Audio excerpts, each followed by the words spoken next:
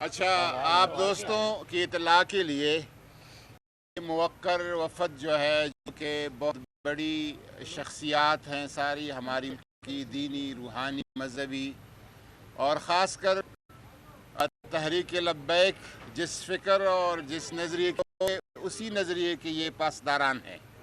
انہوں نے وزیر اعظم صاحب ملاقات کی اور اس تمام معاملے کے امن حل کے لیے اپنے بھرپور تعاون کا اظہار کیا، اور وزیر اعظم نے کو کہا کہ آپ ہماری طرف سے ہمیشہ سے ہمیں بامقصد اور سنجیدہ مذاکرات کا ویلکم کیا ہے، اور کوئی ایسی بات جو ایک ملک کو ایک بڑے خونریزی سے، تصادم سے بچا سکے، اس میں آپ کی تحقیق رائے کا احترام کیا جائے گا۔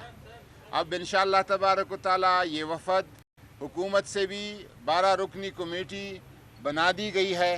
یہ 12 رکنی کمیٹی حکومت سے بھی رابطے میں ہے اور تحریک لبیک پاکستان کی قیادت کے ساتھ بھی ان کے پہلے سے بھی روابط ہے، اور ان روابط کو مزید اس میں آگے بڑھائے گی۔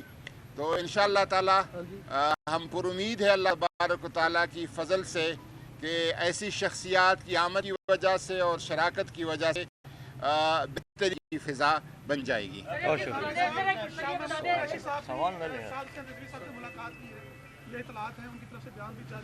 دیکھیے، میری تمام میڈیا بھائیوں سے ایک درخواست ہے، میں نے آپ کو اشارہ عرض کر دیا کہ مختلف جگہوں پر مختلف مذاکرات چل رہے ہیں، تو آپ تمام احباب بھی یہ موقع دیں کہ وہ مذاکرات کامیاب ہو جائیں۔ اگر ہم بہت ڈیٹیلز کے اندر جائیں گے تو شاید اس کے اندر ایسا خدشہ بھی ہے کہ وہ مذاکرات کے اندر کوئی خلل آ جائے، اس لیے ہم سب کو تھوڑی دیر ویٹ کرنا چاہیے، اور انشاءاللہ پازیٹیو ہی رپورٹس آئیں گی۔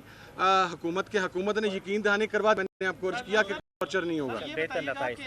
یہ جو شرط رکھی ہے کہ ایک ہی جگہ بیٹھ جائیں، آئین کے تحت احتجاج یا مارچ کسی کا بھی حق ہے، کسی بھی شہری کا، تو یہ شرط مذاکرات کے آغاز کے لیے نہیں، اس میں دیکھیں، میں آپ کو ایک بات واضح کروں کہ چونکہ اس وقت وہاں پر حکومتی مشینری ایک واضح اور حکومتی سٹانس کلیئر ہے، تو وہاں پر اگر وہاں سے آگے بڑھتے ہیں تو مذاکرات سبوتاژ ہونے کا خطرہ ہے۔ تو اگر اتنا آرام کیا ہے تو تھوڑا اور آرام کے ساتھ صورتحال انشاءاللہ بہتر ہو سکتی ہے۔ بہت شکریہ۔ سبسکرائب کریں اور بیل دبائیں تاکہ کوئی خبر رہ نہ جائے۔